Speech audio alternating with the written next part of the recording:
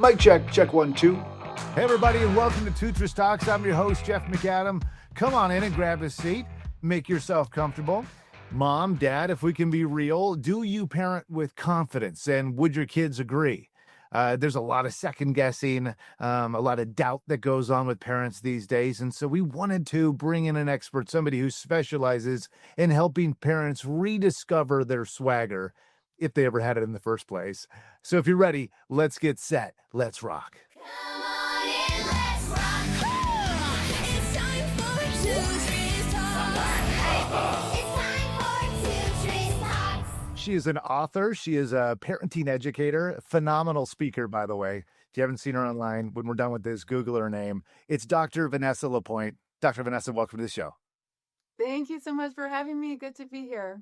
Of course. Okay, so you don't know this, but leading up to this episode, this last episode on Tutras Talks, we kind of started touching on emotional intelligence, how to help our children stay grounded, it's tough to do because a lot of times the parent themselves they're not grounded, and so you have a solid foundation in order to help your kids out. And so that's why we brought you in here. I was going through your bios. I was going through your content online, and I saw that you put in your bio that you help parents find their swagger. And I was like, yes, so many parents have kind of lost their swagger, right? Constantly second guessing themselves, maybe. I know I'm guilty of it myself. I have a 4 and 5-year-old. Is it fair to say, parents maybe doubt themselves now more than ever? And if so, like, how do we get here? Why that happen? Right? I think it would be fair to say that more so than ever before, parents are like, wait, what? And really crowdsourcing the raising of their children. Like we're always on Google looking things up, and we're always on the workshops and reading the books and doing the things because we don't want to mess our kids up. And so I think ironically, in the quest for knowledge around how do we do it the best way possible for our children, we have ended up with this whole parenting industry of which I am a part. And the result is, I really am, but parents are a little bit at the end of a fire hose, and they're just like getting blasted with information about brain development and this approach to parenting and that approach to parenting. And I think when you're in the midst of that kind of information overload, you very quickly start to feel like you don't have it going on. And then that translates really problematically into how you enter difficult moments with your children. I feel like a lot of times too, I think you're right. And I think also to that note, if you're a parent and you're kind of like looking at all this information, you're in a good place already because you care enough to look. But sometimes you're right, the oversaturation can be a problem too. I think a lot of times too, parents are driven by like fear, guilt. Like they don't want their kids to end up like, they were when they were growing up. Yeah. And I think anytime you approach something through the base lens of fear, which is what you just sort of described, I don't want to mess them up and I don't want to do it wrong. And so I'm going to make sure I have all of the information that I need, et cetera, et cetera. Anytime that we come at something through fear, we set ourselves up for the fall. There's this bias. I can't remember what it's called, but when you're learning to drive, I remember they say, like, look where it is that you are going. Because if you look over there, your car is going to drift that direction. And I think the same could be said in terms of how we kind of lean into the experience of life. We got to look where we're going. And if you don't want to have it be dark and fearful, then stop looking there. Look a different direction. Right. It's like a self-fulfilling prophecy to some extent. Absolutely. So they got to get their swag back. How do you do that? How do you do that without being like too controlling, right? So you want to help control the situation, but you don't want to be too controlling. So how you do that? Well, and in fact, swagger is the opposite of being controlling. Swagger it's less than a set of behaviors. It's more an experience energetically. Swagger is not that I know all of the answers that are going to get me through this particular afternoon or get me through the next month or help me figure out what's gone so sideways with my kid. It's not that I need to know the answers. It's that I need to understand that I am that answer. And as soon as I can connect with that, like you can feel it sort of come up your spine and you square off your shoulders and you hold your chin high and you begin to move in a certain way that is conveys through all sorts of nonverbal cues to your child that you've got it going on. Years ago, one of my boys are both young adults now, but when my eldest son was 8 years old, he got meningitis and ended up in the hospital for many days. And there was some question at the beginning whether or not he would survive it. And I'll tell you what, I mean, I'm a doctor, but I'm not a real doctor. As my children used to tell me, I'm just a feelings doctor. I didn't know what to do. I didn't have the answers for how to get through that situation. And what I did know is that my kid, who woke up 36 hours in and asked me, was he going to die? What he needed from me was not, I don't know. What he needed from me was, I got all the best people around you, and we're finding our way forward. So that's swagger. It's an energy, less of a doing thing, more of a being thing. I like it. I like that. And too, well, and I'm glad your son's doing better. That's, I can't imagine as a parent, I got a 5 and 4-year-old, and yeah, that's, there's got to be hopeless moments. And so I think controlling what you can, at least getting off the perception that you're in control, is very reassuring. So, you had mentioned kind of what had happened to you, Dr. Vanessa, and is there also from a day to day, what does that look like for parents on a day to day? How do you kind of admit this confidence? Mm-hmm. Let me put it into an adult scenario first, and then we'll translate it into the parenting scenario. So let's imagine that I show up at a speaking event, and there's 1,000 people sitting in the room, and I walk out on stage after being introduced, and I'm a little uncomfortable, and I clear my throat, and I stop and take a drink of water, and then I get the microphone up to my mouth, and my voice cracks a little, and I say to them, sorry guys, I'm just a little nervous. I haven't done this workshop in a while. Maybe at the end, could you let me know, did you like it? Already, even just through the nonverbal cues, never mind the language that comes alongside all of that, all 1,000 of those people are like, ugh, why do we come? Why do we give our time? This lady obviously doesn't have it going on.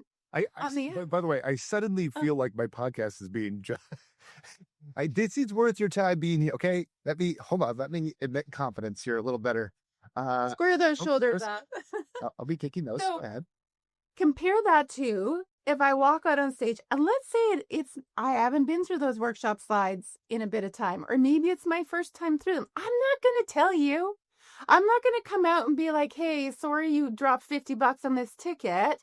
I'm going to try and make it worth your while. Absolutely not. I'm going to really remember why I'm there.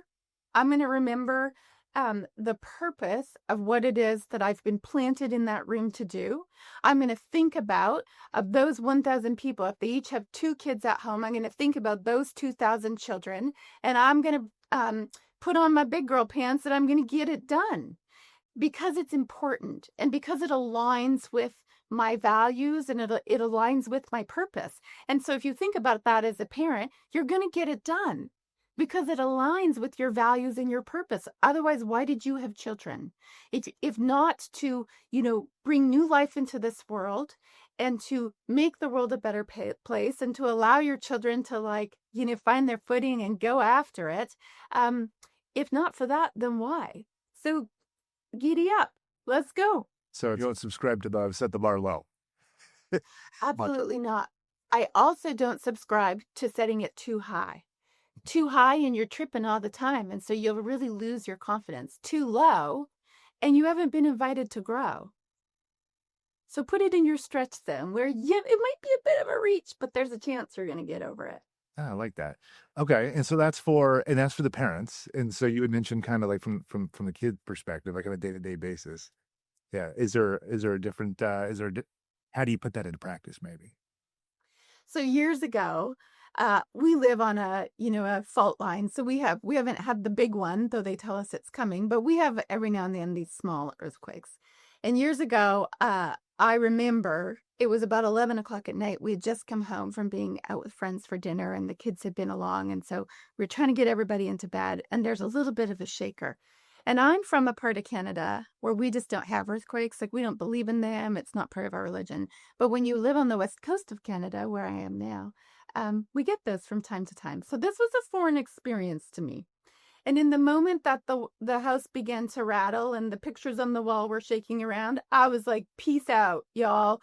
This I cannot do. We are selling the house. We're going home. Meanwhile, my children are panicked and they're all running amok and we're all trying to remember what we're supposed to be doing when there's a little bit of a shaker. And then I got a hold of myself and I realized my children are terrified. What they need right now is somebody to rise to the moment, to rise to the occasion and get their swagger on. And so my youngest son, who, at the time I would have probably characterized him as a little bit of a worrywart, he was in our bed afterwards. How do we know it's not going to happen again? And so I knew in that moment that I needed to create an experience for him that the grown-ups had this sorted, even though we don't have all the answers. So think about what is that experience. I'm not going to give him a lot of I don't know, we'll see. What I'm going to give him is something that he can work with in terms of hitching his ride to that so he can feel a little bit more sorted. And so I said, you know what, Mom and Dad, we got a plan.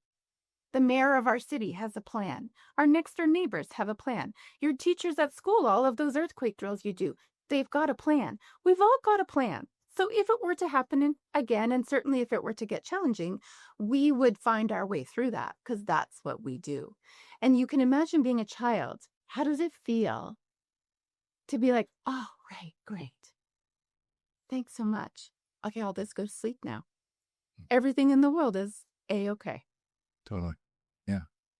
And I like that, how do you react in moments like that? How do you, on that same kind of topic, but maybe more so from an emotional standpoint, especially when you're dealing with younger children. Many of the parents that are, watching this through our podcast, have children that might be under the age of 5. We're under the age of 13 too, but a lot of our parents are under the age of 5 with their kids. And there's meltdowns that happen all the time.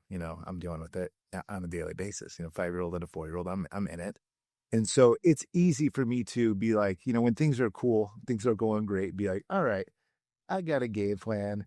Here's what we're going to do. And then once they are just going through their emotions, all of a sudden they're not the only ones flooded with emotions. How do we do that? How do parents respond to big emotions without losing their cool in that moment? Mm-hmm.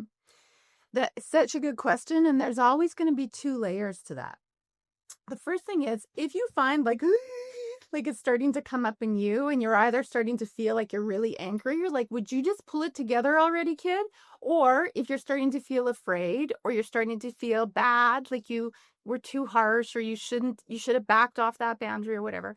I love the facial expressions. The nonverbals over on that side are really great. That's really good. Yeah. As soon as you feel that feeling come up in you, just know that in that moment, you are not an adult. You are starting to revert into a childlike version of yourself. So whenever we get triggered like that, we say all overreaction, a trigger, is an age regression. And you have 4 and 5-year-old children. So very likely, though we wouldn't know it for sure until we were to dive into some particular situation. Can I lay on the couch? That's right. But very quickly, we would be able to deduce that you in that moment have turned into likely a 4 or 5-year-old version of yourself. And probably the reason that you're getting a little panicked and maybe a little angry because you want to just, get the situation under control is because there's this experience of discomfort that's settled into you because you remember maybe what happened when you were 4 or 5 and you had a big expression of a big feeling like that. And for most of us, if we had a big expression of a big feeling, it didn't end well, And so we have this panic. We have to make this go away. So that's the first thing that you acknowledge. Oh, hello. I'm having a panic. That really is unnecessary. It doesn't speak to the truth of what's happening in front of me. It just speaks to how I got wired up. And with that understanding, you can in the moment just clear a little bit of the fog away. And now you can look upon your 4 or your 5-year-old kid whose job it is right now to have a bunch of meltdowns because it's actually part of how they form their own capacity to regulate their emotions from the inside. It's their job. If they don't ever practice it, how do they get good at it?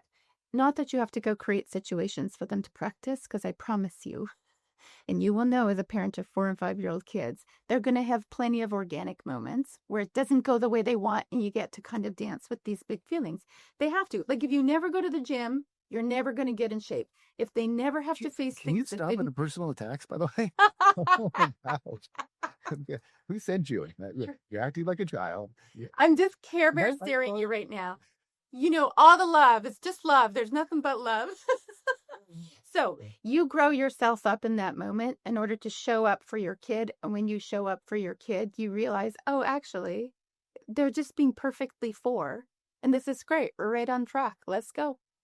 That's great. And honestly, too, it reminds me of, looking at some of your content online. I saw this saying that you had put up at one point, too. Stop treating your kids like tiny humans. And I'm like, it's true. I do that. I do that sometimes. I don't know. I don't always remember like what a 4 or 5-year-old, like who they are. I'm like, can I help them be more mature for that age? Yeah. You forget like that's their brains aren't ready for that. But they're not there yet. Yeah. So you're just kind of spinning your wheels and maybe actually making it worse. Oh, and getting panicked that your 5-year-old isn't 37. You know, like just yesterday, I had a parent send me a question. Okay, this is all well and good, but do you really think when they're grown up and they go to work and they screw up at their job and their boss gets upset with them, that their boss is going to be like, I see you're having a big feeling right now. We're just going to take some breath. No, I don't think that. But I also know that your 5-year-old isn't 37. So in time, development is real. What it looks like when it's going really beautifully and perfectly according to nature's plan at 5 is going to be very different to how it looks at 35. Like you said, you kind of live by this see it, feel it, be it. And so I kind of let that resonate in my head, and I kind of wanted to end on this too, because I know that, like it's just it's a constant like thing with us parents, because you got the jobs. Maybe it's the second job too that you're balancing at the same time, and it's easy to feel like things have slipped away. It doesn't mean you're doing a bad job as a parent. Your kids may be doing pretty well, but you feel like, gosh, I feel like there's another level I could go, and how do I get back to that? So if there's a parent out there who feels like their swag is gone, they're swagless. Where is there is there a place where you begin? Is there a good starting point? Like a realistic, here's a first step. Mm-hmm. I would say the realistic first step is to embody the core belief that everybody everywhere, yourself included, is doing the very best that they can for the circumstances that they find themselves in, and given those from which they have come. And the fact of the matter is, most parents today, they're burning the candle at both ends. They are raising their children in relative isolation compared to generations gone by. There's a lot of expectations. There's people like me who are like, no, don't do it that way. Do it this way. Read 12 more books. Let's see if you can get across the finish line here. So parents are up against, it's a pretty steep climb right now, I think, for families. So just recognize it, own it, and stop beating yourself up. That guilt that you feel will always be projected as anger.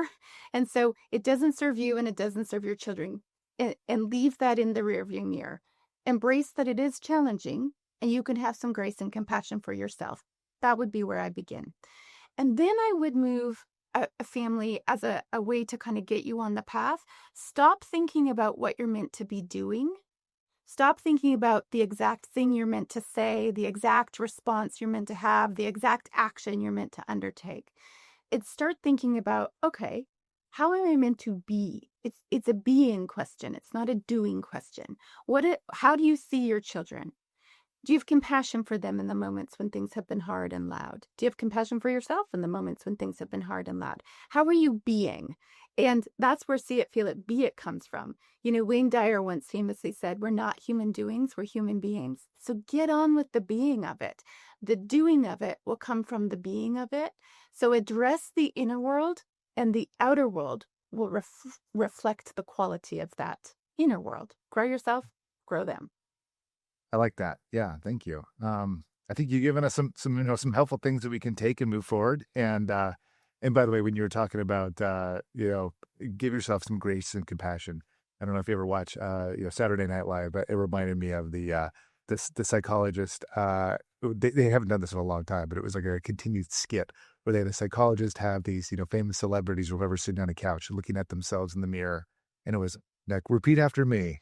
I am brave. I am beautiful, or whatever it was. And God darn it, people like me, or gosh darn, who's like me? You can do that every morning while you're brushing your teeth. Exactly. Yeah, but I think you're right too. Like it's the confidence comes within. It has to come from within first, and then kind of got it. spill out into everything you do. That's how you get your swagger. That's right. Dr. Vanessa, thank you so much for your time. And really quick before you go, where can people find you? Yes, I'm very active on social media. I'm really trying to fill people's feeds full of things that top them up rather than tap them out. So you can hang out with me on Instagram or Facebook if you're still doing that. Dr. Vanessa Lapointe, Dr. Vanessa Lapointe with an E on the end.com is my website. And you can find access to all of my video courses, my membership program, the one-on-one work that people do with me, my books, all of that information is on the site. Perfect. All right. We'll put it up on our Tutras Talks website too. So anybody wants to reach out to you can find your contact information there as well. Dr. Vanessa Lapointe, thank you so much for being part of our show. Thank you for having me. Come on in, let's rock.